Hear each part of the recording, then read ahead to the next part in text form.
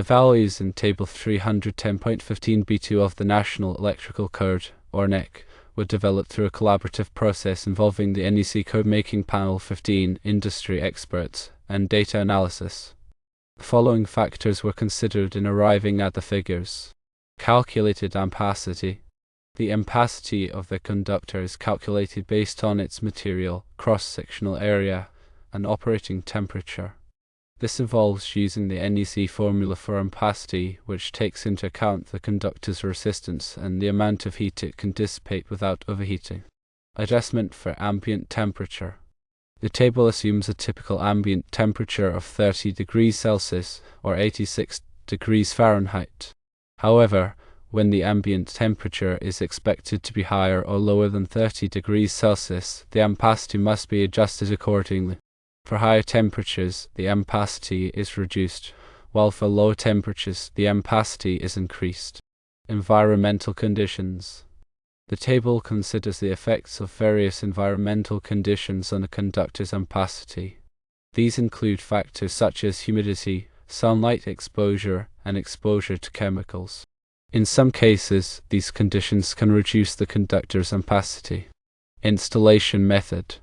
The installation method of the conductor also affects its ampacity. For example, conductors installed in conduit or raceways have a lower ampacity than conductors installed in open air. This is because the conduit or raceway provides additional insulation and protection, which reduces the conductor's ability to dissipate heat. Data analysis. The NEC CMP-15 reviewed historical data and conductor testing to determine the appropriate ampacities for different conductor sizes and installation methods.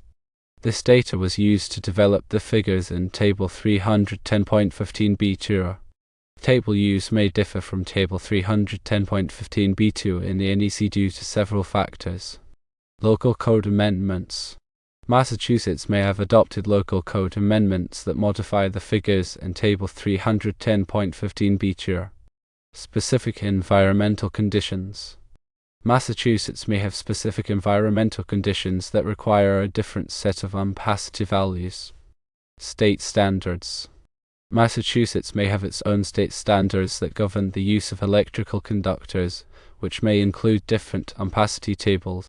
It is important to consult the local electrical code and authorities having jurisdiction for the most up-to-date and accurate information on electrical conductor ampacity requirements. To elaborate on the factors considered for Table 310.15b2, let's consider each in more detail. Firstly, calculated ampacity. The fundamental step in determining the allowable ampacity of a conductor is calculating its base ampacity. This calculation relies heavily on the conductor's intrinsic properties such as the material it's made of, typically copper or aluminum, and its cross-sectional area, usually expressed in American wire gauge or AWG for smaller conductors and in circular mils for larger ones. The material dictates its conductivity and resistance, while the cross-sectional area defines how much current can flow for a given voltage drop and temperature rise. The formula employed for this calculation is rooted in Ohm's law and Joule's law, connecting voltage, current, resistance, and heat generation. The NEC provides guidelines on the maximum allowable operating temperature for different insulation types, like THHN, THWN, or XHHW, each designed to withstand specific temperature thresholds such as 75 degrees Celsius or 90 degrees Celsius. The ampacity calculation ensures the conductor doesn't exceed this temperature limit under normal operating conditions, preventing insulation degradation and potential fire hazards. Secondly, adjustment for ambient temperature. Table 310.15b2 is specifically about temperature correction factors. The base ampacity values in the NEC tables are predicated on a standard ambient temperature, typically 30 degrees Celsius or 86 degrees Fahrenheit.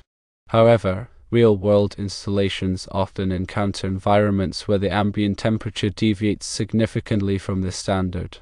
When the surrounding temperature is higher, the conductor's ability to dissipate heat is impaired, causing it to operate at a higher temperature for a given current.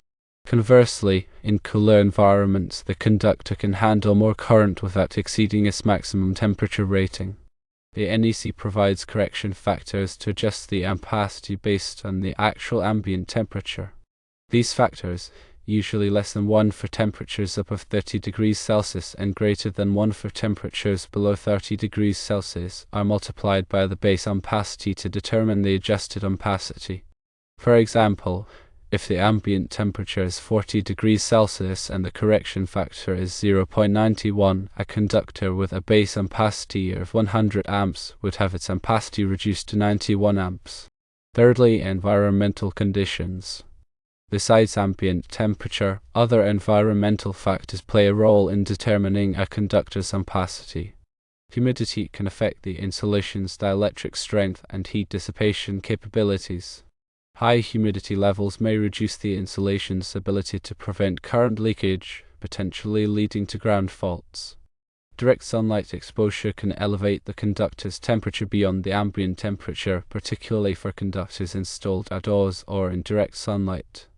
Chemical exposure, especially in industrial environments, can degrade the insulation material over time, reducing its ability to withstand heat and voltage stresses. The NEC addresses these environmental factors through specific dirting requirements or by mandating the use of conductors with insulation types resistant to these conditions. For instance, conductors installed in direct sunlight may require a higher temperature rating or additional protection to mitigate the effects of solar heating. Fourthly, installation method. The way a conductor is installed significantly influences its ability to dissipate heat. Conductors installed in free air, such as those supported by insulators, have the best heat dissipation because they are exposed to unrestricted airflow. However, conductors bundled together or installed in enclosed conduits or raceways experience reduced airflow, leading to higher operating temperatures. The NEC categorizes different installation methods and provides dirting factors based on the number of conductors in a raceway or cable, the type of raceway, and the proximity to other heat sources. For example, if more than 3 current-carrying conductors are installed in a raceway, the ampacity of each conductor must be derated according to Table 310.15 Kern. Similarly, conductors installed near heat-generating equipment may require additional spacing or insulation to prevent overheating. And lastly, data analysis. The figures in Table 310.15b2 are not arbitrary but are the result of extensive data analysis and empirical testing. The NEC Code-Making Panel 15, composed of electrical engineers, contractors, inspectors, and other industry professionals, reviews historical data, conducts laboratory tests, and analyzes field performance to determine the appropriate ampacities for various conductor sizes, insulation types, and installation methods. This data-driven approach ensures that the ampacity values in the NEC are based on sound engineering principles and reflect real-world conditions. The CMP-15 also considers feedback from the field, including reports of overheating or insulation failures, to refine the ampacity tables and address emerging safety concerns. Now let's discuss the differences in the Massachusetts table. Local Code Amendments. Massachusetts, like other states, has the authority to adopt and amend the NEC to address specific local conditions or concerns. These amendments may include modifications to the ampacity tables to reflect local climate conditions, building practices, or regulatory requirements. For example, Massachusetts may have stricter energy efficiency standards that necessitate the use of higher temperature conductors or require additional derating for conductors installed in certain types of buildings.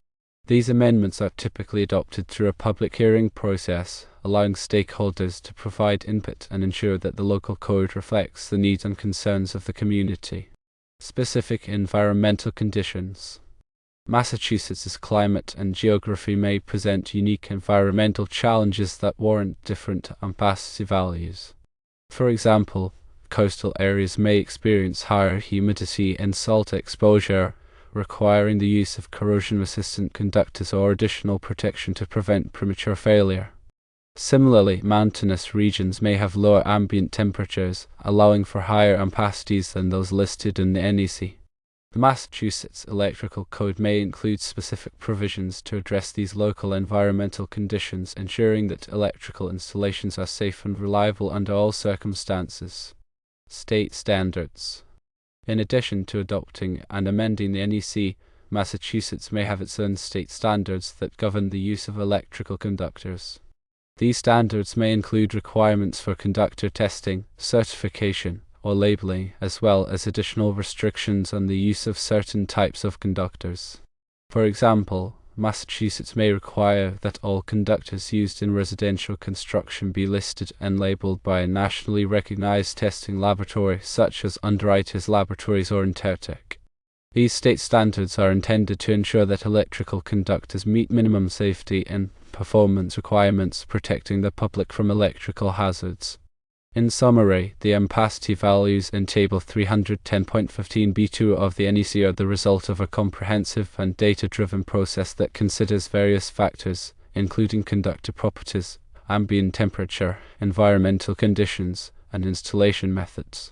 While the NEC provides a baseline for electrical safety, local jurisdictions like Massachusetts may adopt amendments or establish their own standards to address specific local conditions or concerns.